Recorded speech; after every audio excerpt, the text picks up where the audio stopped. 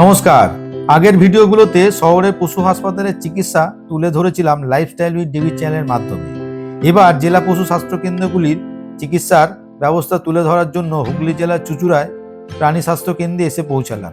চলুন ভেতরে যাওয়া যাক। এই স্বাস্থ্যকেন্দ্রটি সকাল 9টা থেকে দুপুর 3টে 30 পর্যন্ত খোলা থাকে। সরকারি ছুটির দিন বা রবিবার সম্পূর্ণ বন্ধ থাকে স্বাস্থ্যকেন্দ্রটি। এই স্বাস্থ্যকেন্দ্রে সমস্ত রকম প্রাণীর চিকিৎসা করা হয়।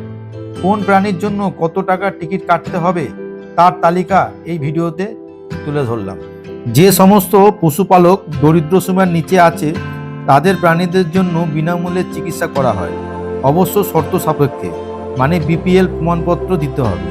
এখানে সমস্ত প্রাণীর ওষুধ বিনামূল্যে পাওয়া যায়, একমাত্র ডগ আর ক্যাটকে বাদ দিয়ে। আপনাদেরকে এদের ওষুধ বাইরের দিয়ে কিনতে হবে। এই স্বাস্থ্যকেন্দ্রে প্রাণীদের পরীক্ষার কোনো ব্যবস্থা নেই।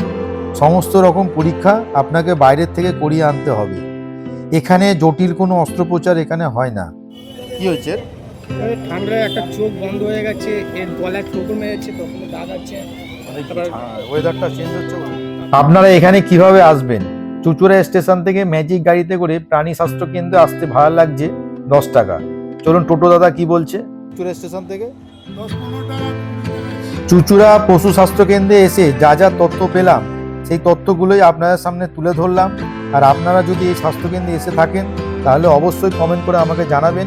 আর লাইফস্টাইল উইথ ডেভি চ্যানেলটাকে সাবস্ক্রাইব করবেন, ফলো করবেন, শেয়ার করে আমার পাশে থাকবেন।